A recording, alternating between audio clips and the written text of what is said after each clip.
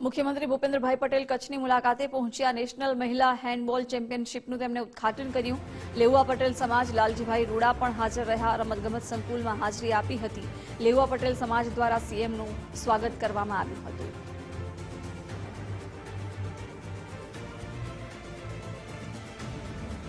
ખેલો ઇન્ડિયાથી sports પ્રતિભાઓ ઝળકી ઉઠી છે અને આ 54મી senior national women handball championship 2025નું આયોજન એનું ઉત્તમ ઉદાહરણ છે।